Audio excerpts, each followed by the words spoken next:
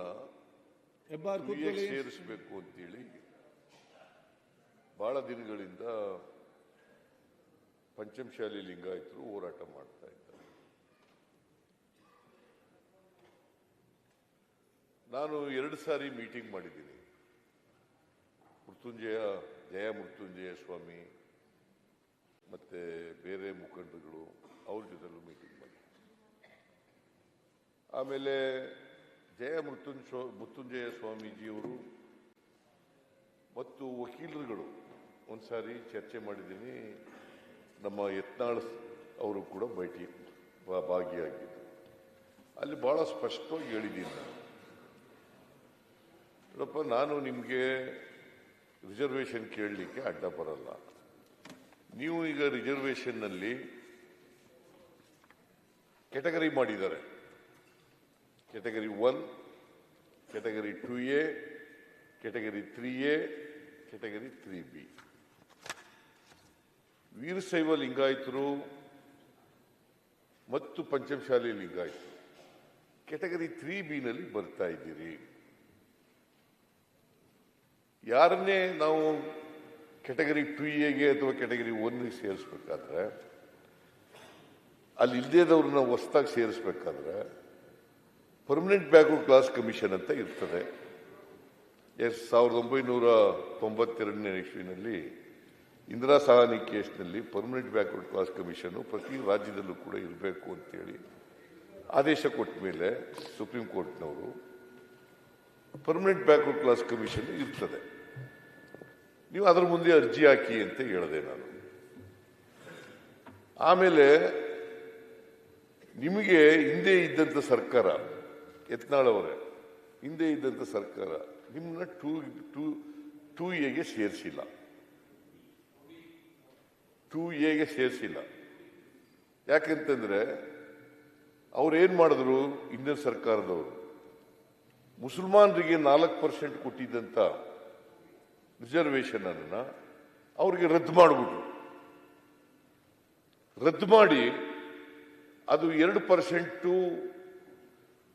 ಪಂಚಮಶಾಲಿ ಲಿಂಗಾಯತರಿಗೆ, ಅಂದ್ರೆ 2Bನವರಿಗೆ, ಲಿಂಗಾಯತ ಸಮುದಾಯದವರಿಗೆ, 3Bನವರಿಗೆ ಮತ್ತೆ 3Aನವರಿಗೆ 2%, 3Aನವರಿಗೆ 2%, 3Bನವರಿಗೆ 2%. ಈ 4% ರದ್ದು ಮಾಡೋದು ಯಾವುದನ್ನ ಇವ್ರಿಗೆ ಸಿಕ್ಕಿದ್ದು? ಅಲ್ಪಸಂಖ್ಯಾತ ಮುಸಲ್ಮಾನರಿಗೆ ಕೊಟ್ಟಿದ್ದಂತ 4% ರದ್ದು ಮಾಡಿ ಆ 4% ಇವರಿಗೆ ಕೊಟ್ಟಿದ್ರು. ಇದ್ರ ಮೇಲೆ ಸುಪ್ರೀಂ ಕೋರ್ಟ್ಗೆ ಹೋದ್ರು.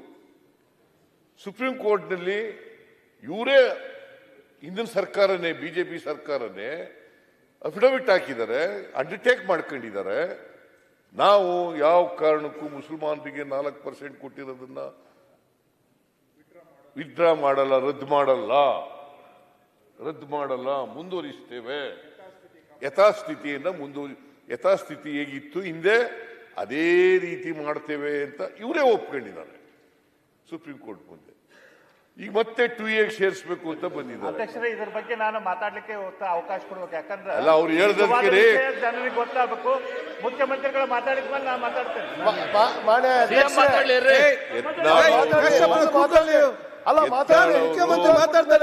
ನಡೆದಿದೆ ಅಂತ ಹೇಳ್ಬೇಕಾ ಬೇಡ?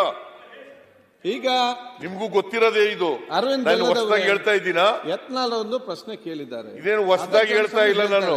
ಇದರ ಬಗ್ಗೆ ದೀರ್ಘ ಸುಪ್ರೀಂ ಕೋರ್ಟ್ ನಲ್ಲಿ ಏನ್ ನಡೀತು ನೀವೇ ತೀರ್ಮಾನ ಮಾಡಿದ್ರಿ. ಹಿಂದಿನ ಸರ್ಕಾರ ಏನ್ ತೀರ್ಮಾನ ಮಾಡಿದ್ರು? ಅಂಡರ್ಟೇಕಿಂಗ್ ಏನು ಯಾವ ಟೈಪ್ ನಮ್ಗೆ ಸರ್ಕಾರ ಕೊಟ್ಟಿದೆ ಅದ್ರ ಬಗ್ಗೆ ಕೂಡ ಮಾತಾಡಲಿಕ್ಕೆ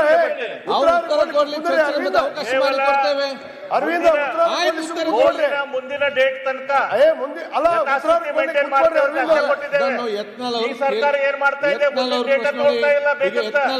ಚರ್ಚೆಗೆ ಕೊಡ್ತಾ ಇದ್ದಾರೆ.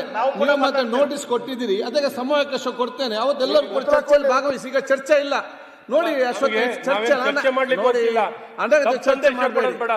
ಅಫಿಡವಿಟ್ ಏನ್ ಕೊಟ್ಟಿದ್ಯೋ ಅದನ್ನೇ ಹೇಳಿ ಸರ್. ಆಯ್ತು, ಚರ್ಚೆ ಕೊಡುವ, ಬೇರೆ ಬೇಡ. ಅಫಿಡವಿಟ್ ನೀವು ನಿಮ್ದೇ ಸ್ವಂತ ಹೇಳಿಕೆ ಹಾಕಲ್ಲ, ನನ್ನ ಸ್ವಂತ ಹೇಳಿಕೆ ಅಲ್ಲ, ಸ್ವಂತ ಬೇಡ. ಅಫಿಡವಿಟ್ ಏನ್ ಕೊಟ್ಟಿದ್ದು ನಾನು ಬೇಕಾದ್ರೆ ಕೋರ್ಟ್ ಆರ್ಡರ್ಸ್ ಅನ್ನ ಸದನದ ಮುಂದೆ ಇಡುತ್ತೇನೆ.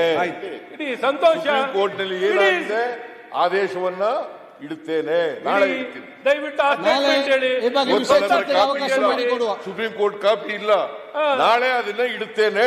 ಇದು ನಾನು ನಾಳೆ ನಿಮ್ಗೆ ವಿಶೇಷ ಚರ್ಚೆಗೆ ಅವಕಾಶ ಮಾಡಿಕೊಡ್ತೇನೆ. ಸುಪ್ರೀಂ ಕೋರ್ಟ್ ನಲ್ಲಿ ಏನ್ ಹೇಳಿದೆ ಅದು ಚರ್ಚೆಗೆ ಅವಕಾಶ ಮಾಡಿಕೊಡ್ತೇನೆ. ಬೈಂಡಿಂಗ್ ಅನಾಲ್. ಇವಾಗ ನಾವು ಅಡ್ಡ ಇಟ್ಕೊಂಡಿದ್ದೀವಿ, ನೀವು withdraw ಮಾಡಿ. ಸನ್ಮಾನ್ಯ ಅಧ್ಯಕ್ಷರೇ, ಈಗ ಮಾನ್ಯ ಮುಖ್ಯಮಂತ್ರಿಗಳು on the floor of this house ಮಾಡಿ ಸರ್. tomorrow ಮಾಡಿ ಸರ್. ಆಯ್ತು, ಈಗ ನಾಳೆ ಅದನ್ನ ಚರ್ಚೆಗೆ ಅವಕಾಶ ತಗೊಳ್ವಾ? ಚರ್ಚೆಗೆ ಅವಕಾಶ ಆಯ್ತು. ರೆಡಿ ಹೇಳ್ತೀರಿ. ನಾಳೆ ಬೇಡ, ನಾಡಿದ್ದು. ನಾಳೆ ನಮ್ಮ ಮಾನ್ಯ ಹೋರಾಟ ಇದೆ. ಅಧ್ಯಕ್ಷರೇ, ನಾಡಿದ್ದು ಅವಕಾಶ ಕೊಡಿ. ನಾಡಿದ್ದು ಈ ಸದನದ ಮುಂದೆ ಸುಪ್ರೀಂ ಕೋರ್ಟ್ ನಲ್ಲಿ ಏನು ಆದೇಶ ಆಗಿದೆ ಆದೇಶದ ಕಾಪಿಯನ್ನ ಇಲ್ಲಿ ಇಡುತ್ತೇನೆ. ನಾನು ನಿಮ್ಮ ಸಮಯಾವಕಾಶ ನೋಡಿಕೊಂಡು ನಿಮ್ಗೆ ಯಾವಾಗ ಬೇಕು ನೋಡಿಕೊಂಡು ಸಮಯ ನಿಗದಿಪಡಿಸಿ. ನಾಳೆ ಇಡ್ತೀನಿ. ನಾಳೆ ಅವರಿಗೆ ಬೇಡ ಅಂತ, ನಾಳೆ ಇಲ್ಲ ಅಂತ. ನಾಳೆ ಸಮಾವೇಶ ಇದೆ. ನಾಳಿದ್ದು ಯಾವಾಗ್ಲಾರು ಇಡ್ತೀನಿ ನಾನು. ನಾಳೆ ಬೇಕಾದ್ರೆ ಇಡ್ತೀನಿ, ನಾಳೆ ಇಡ್ತೀನಿ, ನಾಳೆ ಅದ್ರ ಮುಂದಿನ ದಿನ ಇಡ್ತೀನಿ, ಯಾವತ್ತಾರು ಇಡ್ತೀನಿ.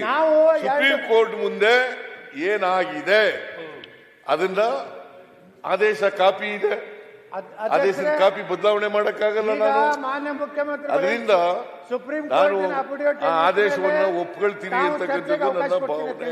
ಓಕೆ, ಇವರು ಬೇಡಿಕೆ ಏನಿದೆ ಎಲ್ಲರೂ ಕೂಡ ಆದೇಶವನ್ನ ಒಪ್ಕೊಳ್ತಾರೆ ಅಂತಕ್ಕಂಥದ್ದು ನನ್ನ ನಂಬಿಕೆ. ಇಡೀ ವೀರ ನಾಳಿದ್ದು ಸುಪ್ರೀಂ ಕೋರ್ಟ್ ನಲ್ಲಿ ಏನಾಗಿದೆ, ನೀವೇನು ಅಂಡರ್ಟೇಕ್ ಮಾಡ್ಕೊಂಡಿದ್ದೀರಿ, ಅವೆಲ್ಲನೂ ಕೂಡ ವಿವರಗಳನ್ನು ಒಳಗೊಂಡಿರ್ತಕ್ಕಂಥ ಆದೇಶವನ್ನ ಇಡುತ್ತೇನೆ. ಆದ್ರ ವಿಶೇಷ ಪ್ರಕಟಣೆ ಒಂದೇ ನಿಮಿಷ